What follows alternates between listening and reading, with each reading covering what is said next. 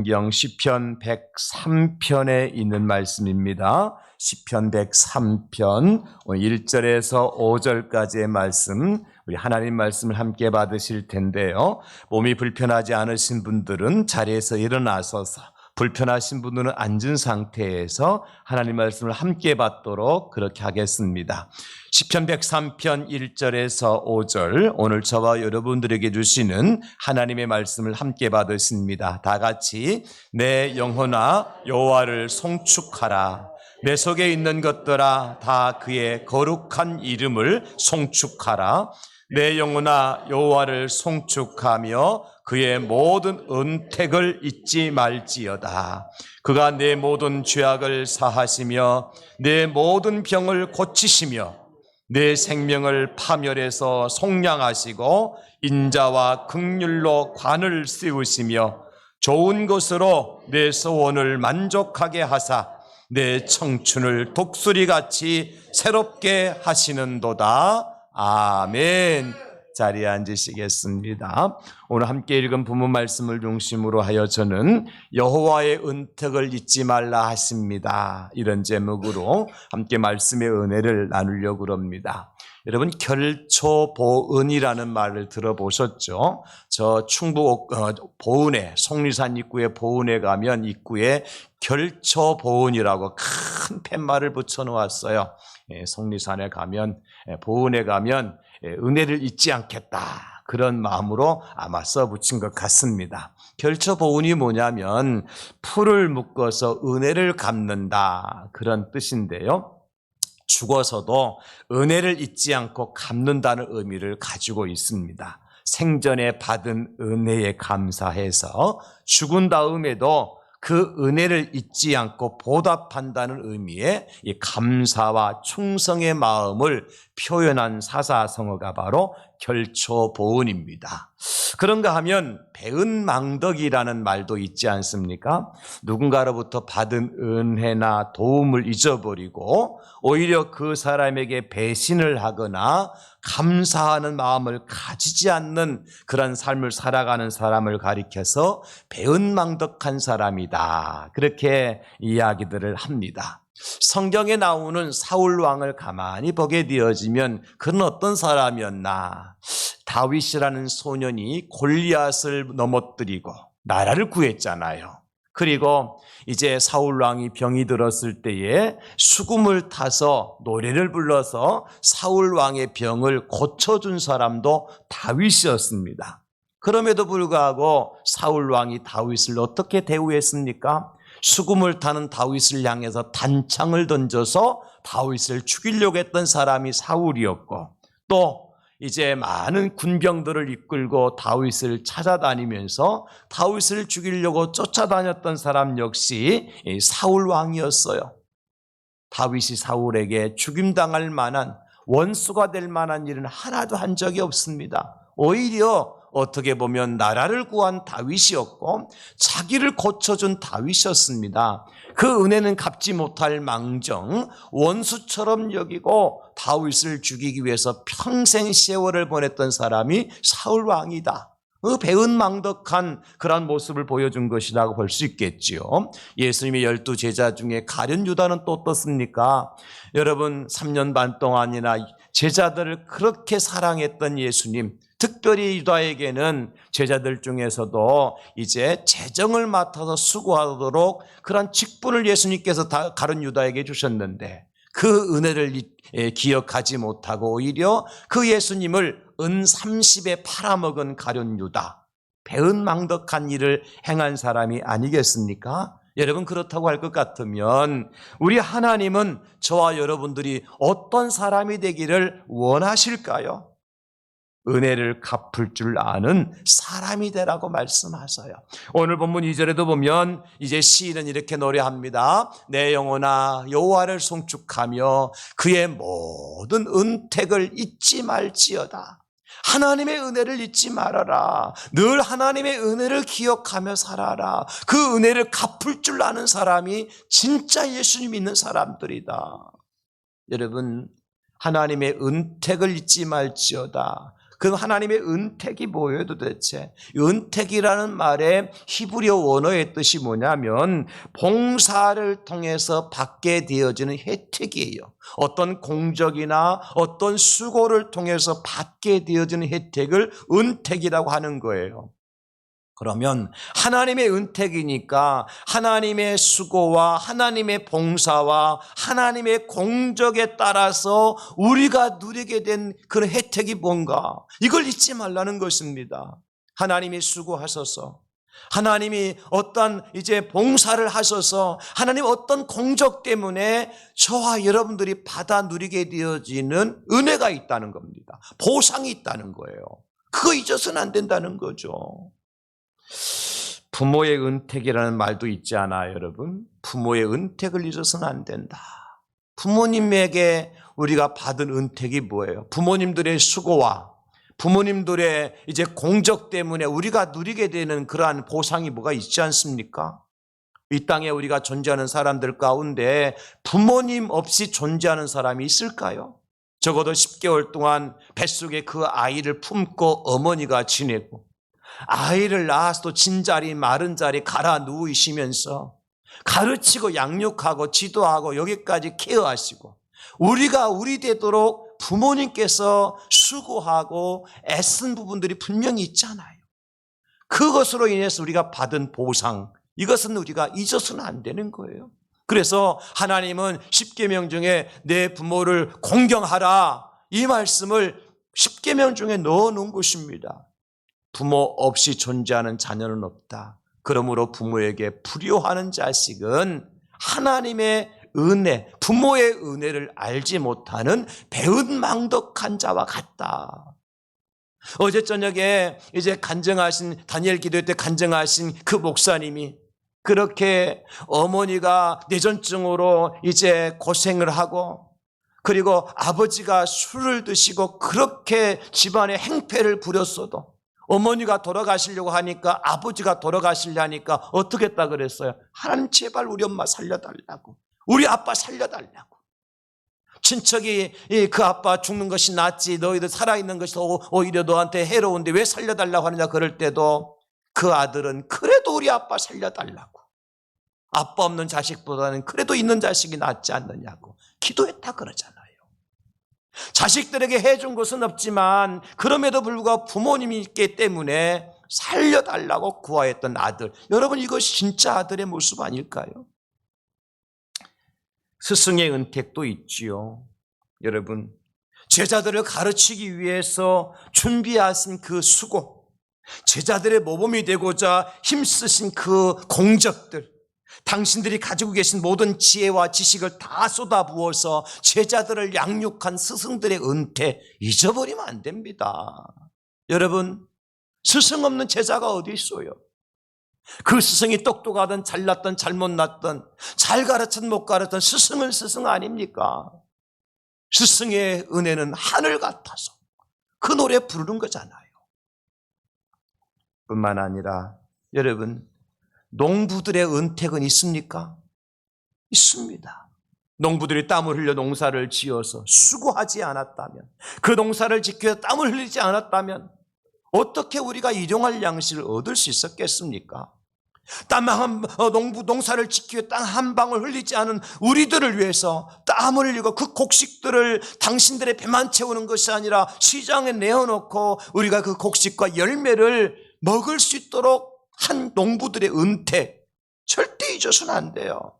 저와 여러분들은 그래서 여러분, 숟가락을 우리가 드는 그 순간부터 그릇에 모든 음식을 비우는 순간까지 이런저런 농부들의 땀과 수고를 잊어버려서는 안 되는 겁니다. 그냥 내가 돈이 있어서 내 돈 들고 내가 내 돈 주고 사 먹는데 무슨 은택이냐? 여러분, 아무리 돈이 많아도 천만금이 있어도 농부들의 땀과 수고가 없이는 우리 밥상에 쌀 한 톨 올라올 수 없잖아요. 여러분, 그렇지 않습니까?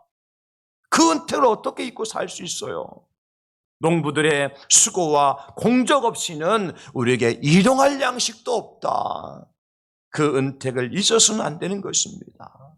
여러분, 그렇다고 할 것 같으면 우리 예수님 믿는 사람들이 잊지 말아야 될 하나님의 은택은 또 뭐냐는 거죠. 오늘 본문을 통해 세 가지를 우리에게 말씀해 주고 계시는데요. 첫 번째 은택은 이것입니다. 죄사함의 은택을 잊지 말라고 하십니다. 오늘 3절에 그가 내 모든 죄악을 사하시며, 하나님이 우리 모든 죄악 우리를 살려주신 줄 믿으시기 바랍니다.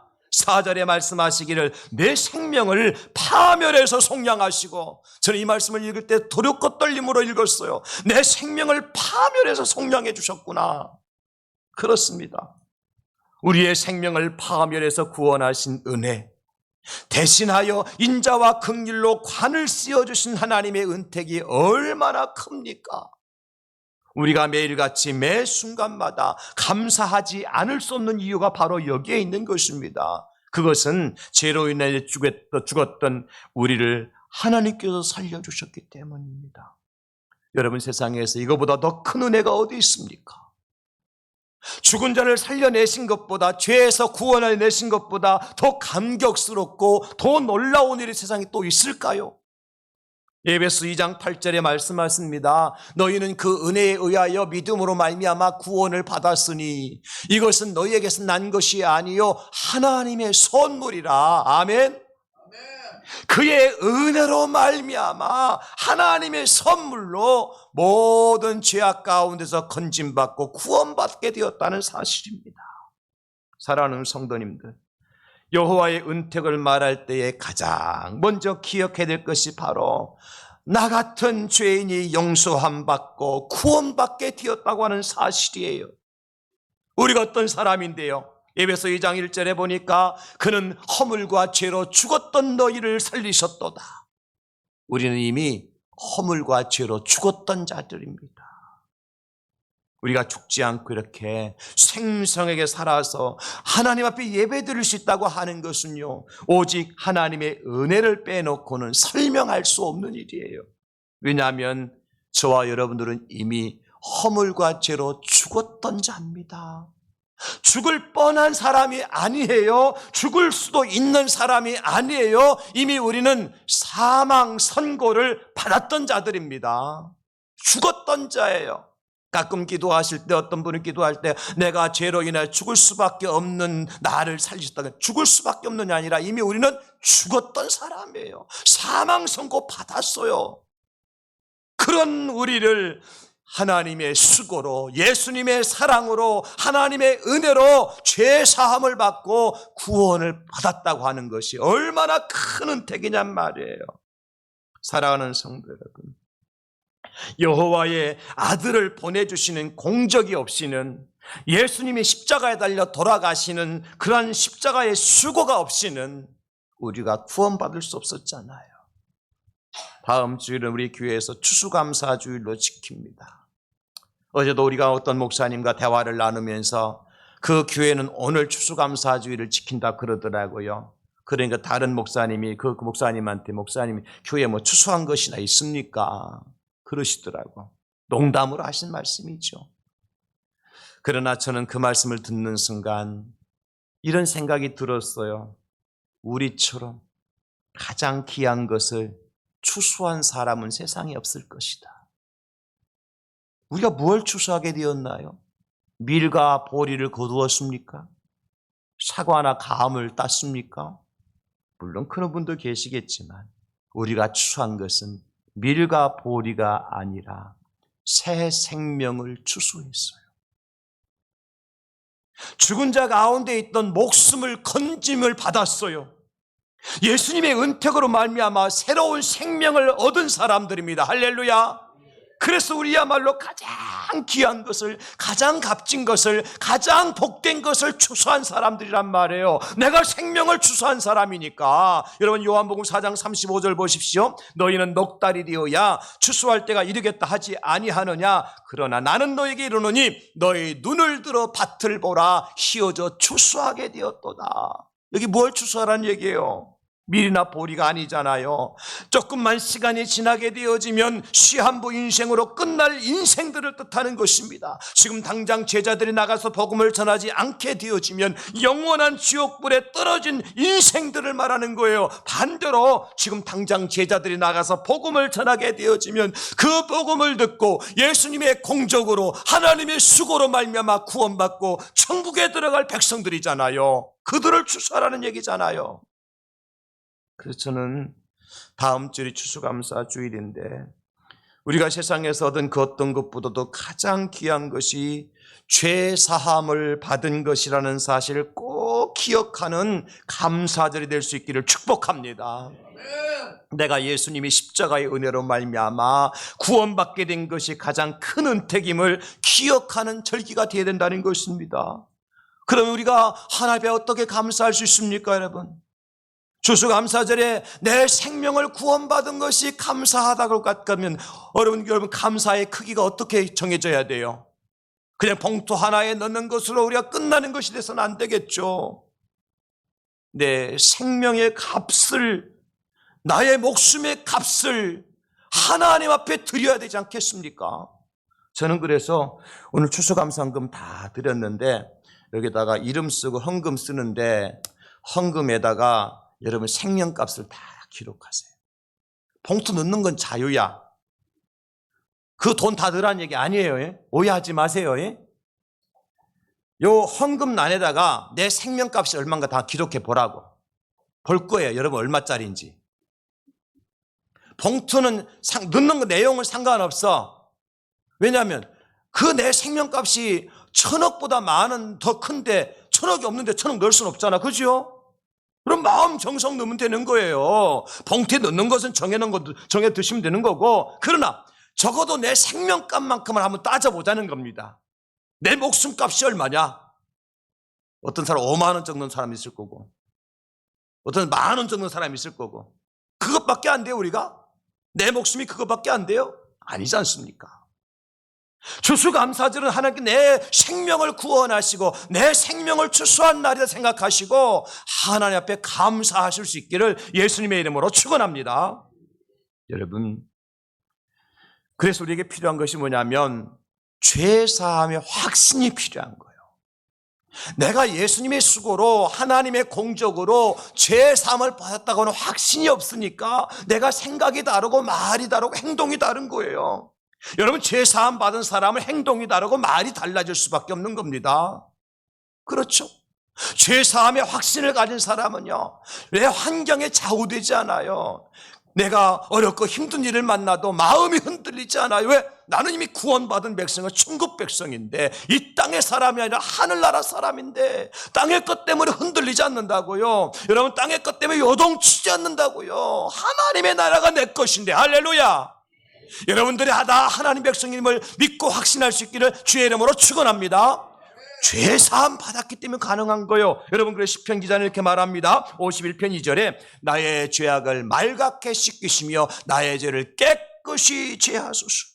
이사야 선지자는 이사야 1장 18절에 여호와께서 말씀하시되 오라 우리가 서로 변론하자. 너의 죄가 주홍 같을지라도 눈과 같이 희어질 것이요 너의 죄가 진홍같이 붉을지라도 양털같이 희게 되리라. 우리가 이미 눈과 같이 양털같이 모든 죄악 가운데서 깨끗하게 씻김받고 하나님의 거룩한 신부가 되었음을 확신하고 사십시오. 시편 103편 12, 13절에 말씀하시기를 동이서에서 먼 것 같이 우리의 죄과를 우리에게서 멀리 옮기셨으며 아버지가 자식을 긍휼히 여김같이 여호와께서는 자기를 경외하는 자를 긍휼히 여기시나니. 우리의 죄를 다 주님께서 멀리 옮겨 놓으셨어요.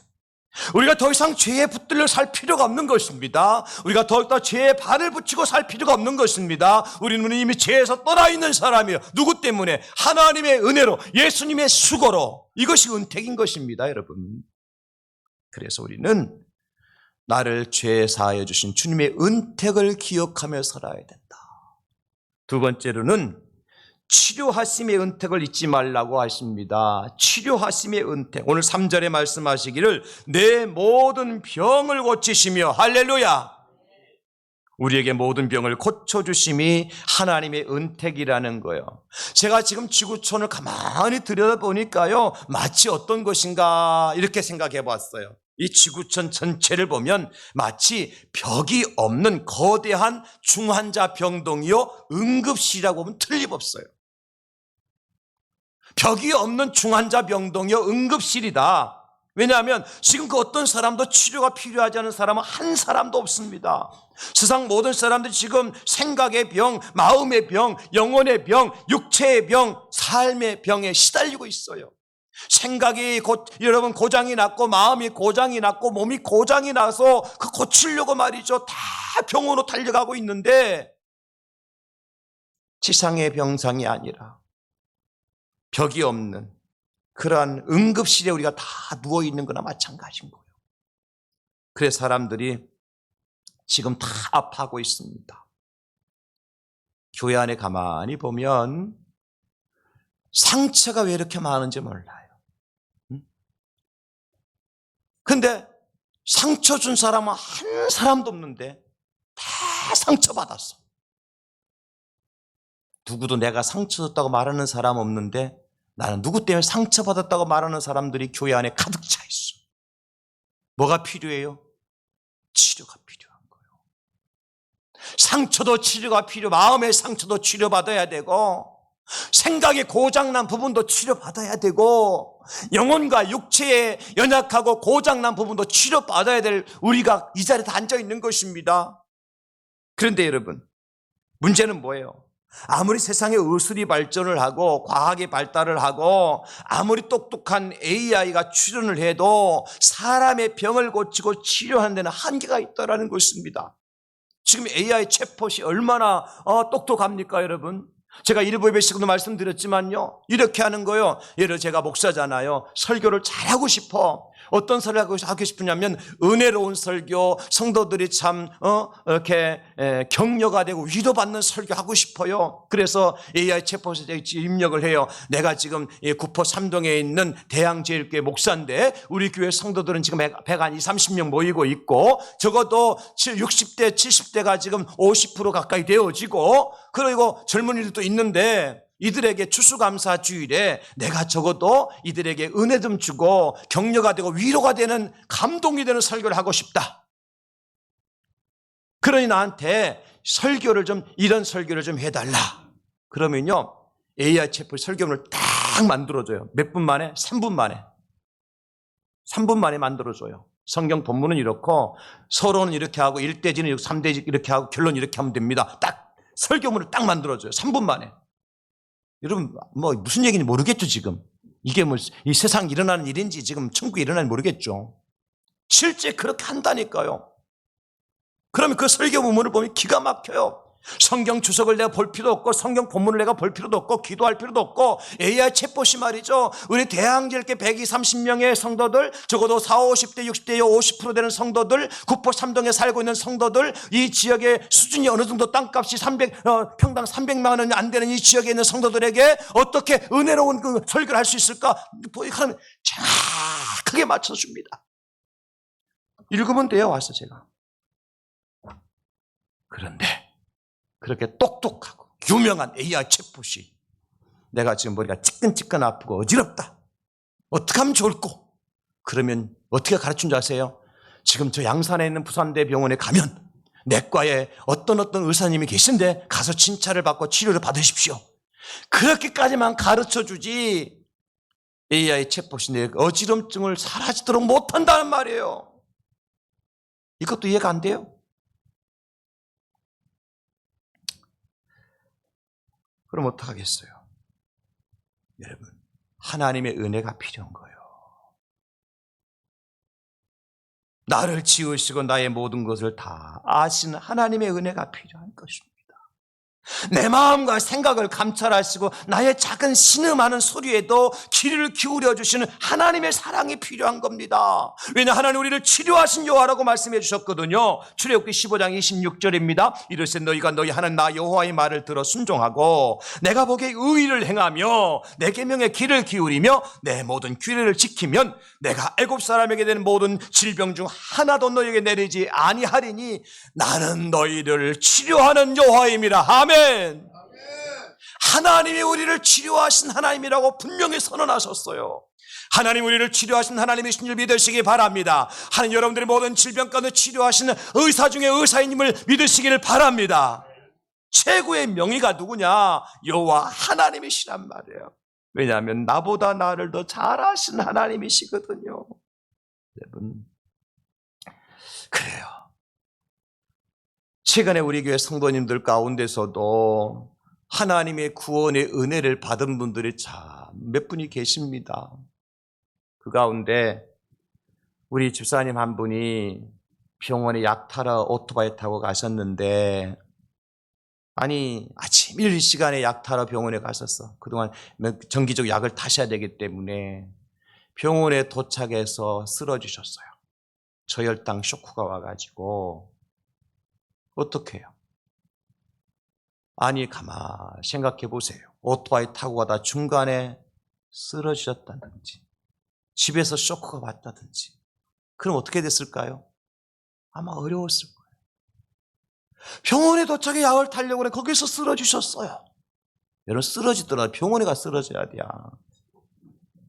서너 시간 만에 의식을 잃었다가 다시 찾고 회복되셨어요.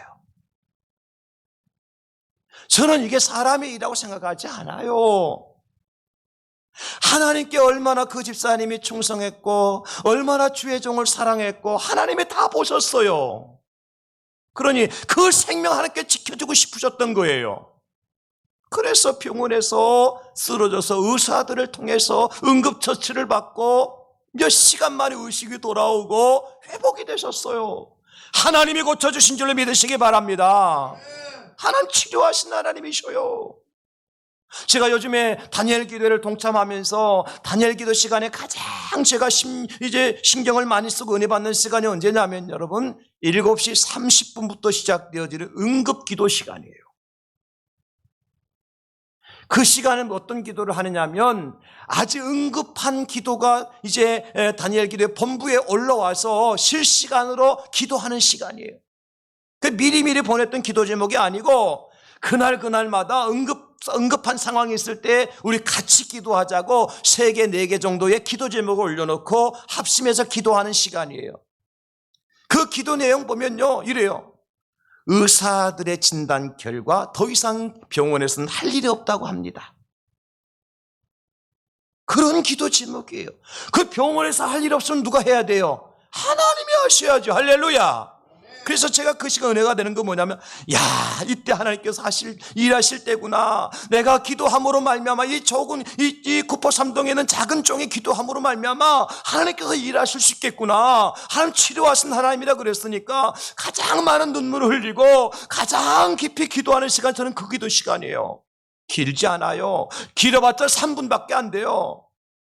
그러나 하나님 나를 치료하신 하나님이라는 사실을 믿기 때문에, 하나님 우리를 고쳐주신 하나님 사실을 믿기 때문에 이 기도를 드리는 것입니다.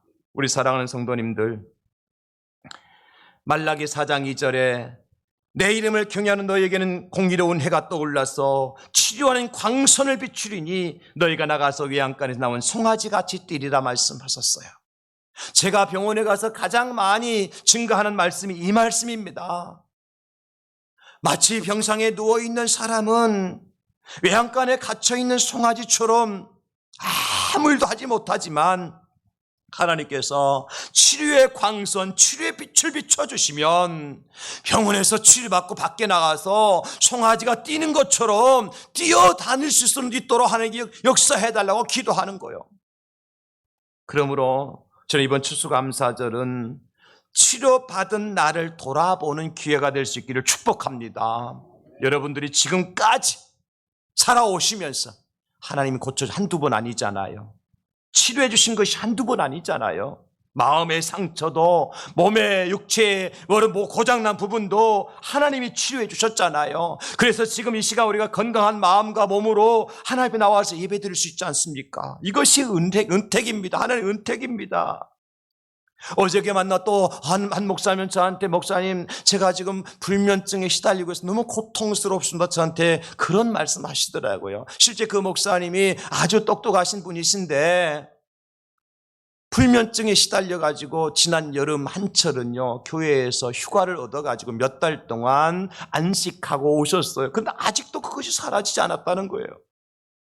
제가 그 말을 무슨 생각한 줄 아십니까? 야, 목사들이 이런데 우리 성도님들은 어떨까? 목사들이 이런데 성도님들은 어떨까? 불면증, 대인기피증, 공황장애, 이런저런 마음의 병, 육신의 병 때문에 고통하는 분들 얼마나 많을까?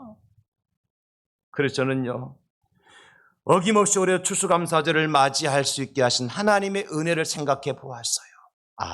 2024년도 추수감사절에도 내가 건강한 몸으로 아버지 앞에 나와서 예배 드릴 수 있다는 것이 큰 은택이구나. 올해 우리 교회에서는요 추수감사절에 과일 바구니를 지난 주간에 우리 기관장님 모여서 의논하기를 기관별로 준비 좀 하기로 했어요. 지금까지 몇 년 동안 그냥 기관별로 돈 얼마 걷어가지고 박스테기로 갖다 놨는데 그렇게 하지 말자. 좀 마음의 정성을 좀 담아서 해보자. 그래서 내가 고구마 한 뿌리로 내 손을 갖다 강대상에 올려놓는 수고가 있을 때 하나님 내게 주신 은혜를 내가 무엇으로 보답할까 하는 그런 정성이 있지 않겠느냐. 그런 마음 가지고 준비하기로 했어요. 여러분 그렇게 하십시오. 어느 기관에서 갖다 놨는데 기관 표시 안 할 거예요. 어떤 기관에 더 풍성했는데 그 표시 내지 않을 거예요. 그죠? 여러분 한 사람 한 사람 이런 기관에 나는 고구마, 나는 호박, 나는 감, 대추, 사과 얼마나 할 수 있잖아요. 많이 가져올 필요 없잖아요. 한 뿌리 가져오면 되잖아요. 한 개 가져오면 되잖아요. 모아지면 바구니가 되잖아요. 그런데 여러분 가져오실 때 그렇게 가져오세요. 주님 내 손으로 고구마 한 뿌리 들고 올 수 있게 하시고 내가 내 손 내 발로 걸어와서 주의 제단에 강단에 이 고구마를 올려놓을 수 있게 해주신 것이 하나님의 은혜입니다. 왜 그런 줄 아세요? 지난 주간에 제가 요양원에 계신 집사님 전화를 받았어요. 목사님 추수감사절이 가까이 왔네요. 예 맞아요 집사님. 목사님 올해 추수감사주일도 내가 교회 못 나가는데 교회 추수감사 감사헌금을 해야 될 텐데 우리 권사님 보내주세요. 감사헌금 보내드리도록 할게요. 그분이요 맥주감사, 추수감사, 성탄절 절기 때마다 한 번도 빠짐없이 요양원에 지금 많은 기간 계시지만 우리 권사님 가셔서 권사님 갈 때 과일 사다 갖다 드리면 그분이 봉투 갖다가 교회 꼭 헌금하라고. 그 전화를 받으면서 제 마음이 아팠어요. 몸이 빨리 회복돼서 교회당 와서 당신 손으로 하나님 앞에 예물 드리면 얼마나 더 기뻐하실까. 우리는 다 우리 몸으로 주님의 전에 올라와서 하나님께 예물도 드리고 하나님께 과일도 드릴 수 있잖아요. 이것이 하나님의 은택이라는 거예요. 드리는 것이 부담이 돼서는 안 돼요. 양이 문제가 아니고 액수가 문제가 아니라 하나님은 나를 건강하게 해주셨기 때문에 2024년도 추수감사절도 또 지키게 하셨구나, 또 예배드리게 하셨구나, 또 찬양하게 하시는구나. 여러분 그 은혜에 감사하시고 그것을 그 하나님의 은택으로 믿고 잊지 않으실 수 있기를 예수님의 이름으로 축원합니다. 2025년도 추수감사절에 우리가 이 자리에 함께 모여 또 예배드린다고 하는 보장이 어디 있습니까 여러분? 아무도 보장 못해요. 누구도 보장할 수 없어요. 그러니 나를 치료하시고 고쳐준 주의 은택에 감사하시고 마지막 세 번째, 좋은 것으로 소원을 들어주신 은택을 잊지 말라고 하셨습니다. 5절에 보니까 좋은 것으로 내 소원을 만족하게 하사 내 청춘을 독수리같이 새롭게 하시는도다. 우리 하나님은요 생선을 달라 하는 자에게 뱀을 주시는 분이 아니고요, 떡을 달라 하는 자에게 돌을 주시는 우리 하나님이 아니셔요.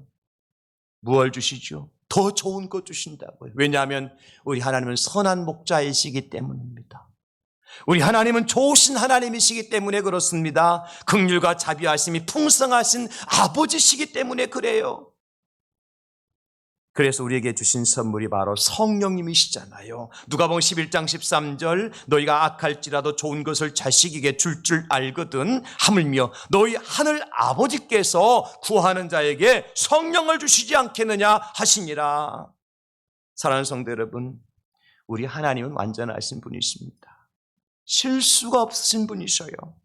나보다 나를 더 잘 아시는 분이셔요. 내가 왜 실수하죠? 내가 왜 자꾸 후회하는 일들을 하죠? 나를 몰라서 그러는 거예요. 그럼 그렇잖아요. 여러분이 실수를 자주 하고 후회를 자주 하는 이유는 뭐냐면 우리 스스로 우리 자신을 잘 모르기 때문이에요. 그러나 하나님은 나보다 나를 더 잘 알기 때문에 실수하지 아니하시고 후회하심이 없으신 분이십니다. 할렐루야.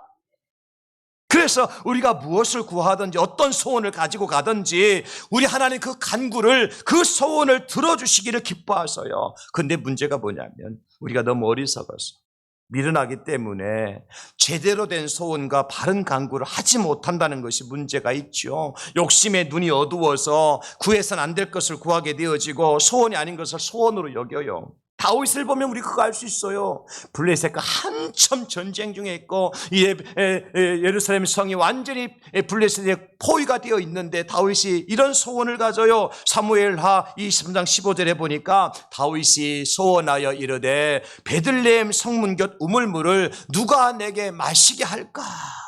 아니 지금 전쟁통에 완전히 포위가 되어 있는데 베들레헴 나가서 우물물을 누가 길러오냔 말이에요. 나가면 다 블레셋 잡혀 죽는데 그 소리를 들은 세 용사가 다윗의 소원을 들어주기 위해서 어떡합니까? 블레셋 진영을 돌파하고 들어가서 물을 길어옵니다. 왕이시여 우리의 생명을 바치고 떠온 물입니다. 마시소서. 다윗이 어떻게 합니까? 사무엘하 23장 17절에 여호와여 내가 나를 위하여 결단코 이런 일을 하지 아니하리이다. 이는 목숨을 걸고 갔던 사람들의 피가 아니니까 못 마십니다. 후회합니다. 내가 이런 짓을 하다니요. 다시는 그런 소원 갖지 않겠습니다. 그렇습니다. 다윗은 정말 무모한 소원을 가졌던 사람이에요. 우리도 가끔 이런 무모한 소원, 자기중심적인 간구를 드릴 때가 있습니다. 그러나 여러분, 하나님 앞에서는 그것도 괜찮아요. 왜 그런 줄 아세요? 우리 하나님 언제나 하나님께서 보실 때 좋은 것으로 더 선한 것으로 더 귀한 것으로 응답해 주시는 분이기 때문에 그렇습니다. 구하지 않는 것이 문제지요. 소원을 가지지 못한 것이 문제지요. 하나님 나보다 나를 더 잘 아시는 분이시기 때문에 어떤 것을 구하든지 어떤 소원을 가지든지 하나님 편에서 보실 때에 좋은 것으로 선한 것으로 귀한 것으로 풍성한 것으로 응답해 주시는 좋으신 선한 목자이심을 믿으시기를 예수님의 이름으로 축원합니다. 여러분 그래 마음껏 구하세요. 저는 그렇게 말씀드리고 싶어요. 무엇이든지 구하세요. 구별은 하나님께서 하실 거예요. 주시고 안 주시고 어떤 것을 주시고 안 주시는 것은 하나님께서 선별해서 주실 겁니다. 나는 모르기 때문에 구하세요. 여러분 그렇게 하시면 돼요. 구할 수 있는 그 자체가 소원을 아뢰 수 있는 그 자체가 하나님께서 우리에게 베푸신 은택입니다. 아무나 구하는 게 아니잖아요. 아무나 소원을 가진 게 아니잖아요. 사랑하는 성도님들 그래서 우리는 이렇게 고백하며 살아야 됩니다. 시편 116편 12절에 내게 주신 주의 모든 은혜를 내가 여호와께 무엇으로 보답할까? 내게 주신 모든 은혜를 내가 여호와께 무엇으로 보답할까? 이 시대를 바라보면서 정말 아쉽고 안타까운 일이 무엇이냐고 제게 묻는다면 저는 서슴지 않고 이렇게 말할 겁니다. 은혜를 모르고 감사할 줄 모르는 것입니다. 정말 은혜 모르고 감사할 줄 모르는 시대예요. 성경도 말씀하시더라고요. 로마서 1장 21절에 하나님을 알되 하나님을 영화롭게도 아니하며 감사하지도 아니하고 오히려 그 생각이 허망하여지며 미련한 마음이 어두워졌나니 디모데후서 3장 2절에도 말씀하십니다. 사람들이 자기를 사랑하며 돈을 사랑하며 자랑하며 교만하며 비방하며 부모를 거역하며 뭐하지 아니하며 감사하지 아니하며 거룩하지 아니하며. 사랑하는 우리 성도님들, 살아있는 신앙, 생명력이 넘치는 믿음은 행동하는 믿음입니다. 오늘 주보 칼럼에 제가 고백교회라는 제목으로 칼럼을 기록해 놓았어요. 제2차 세계대전 당시에 있었던 일이죠. 침묵하는 교회, 침묵하는 목회자. 여러분, 진짜 교회, 진짜 성도가 아니라는 거예요. 표현된 신앙만이 진짜 신앙이다. 여호와의 은택을 잊지 않고 기억하는 사람은 내가 받은 보상으로 끝나는 것이 아니라 나도 어떻게 해야 돼요? 보상하며 사는 사람이어야 됩니다. 내게 준 하나님의 은혜를 나도 흘려보낼 수 있어야 돼요. 이게 진짜 그리스도인이에요. 여러분, 하나님의 은택을 받으셨습니까? 아멘. 한 사람밖에 안 받았네. 다시 한번 여쭤볼게요. 이제 깨어나세요. 다 끝날 때 됐어요. 이제는 그만 주무시고. 여러분, 하나님의 은택을 받으셨습니까? 아멘. 엄청난 은택을 받고 계십니까? 아멘. 그렇다면 그 은택을 우리도 흘려보내도록 합시다. 그게 진짜 그리스도. 우리가 받은 하나님의 은택이 뭡니까? 죄사함, 곧 구원의 은택을 받았어요. 모든 질병, 모든 고장난 부분을 고쳐주시는 은택을 받았어요. 내 기도와 소원을 들어주셔서 나로 하여금 만족해 하신 하나님의 은택을 누리고 살아왔어요.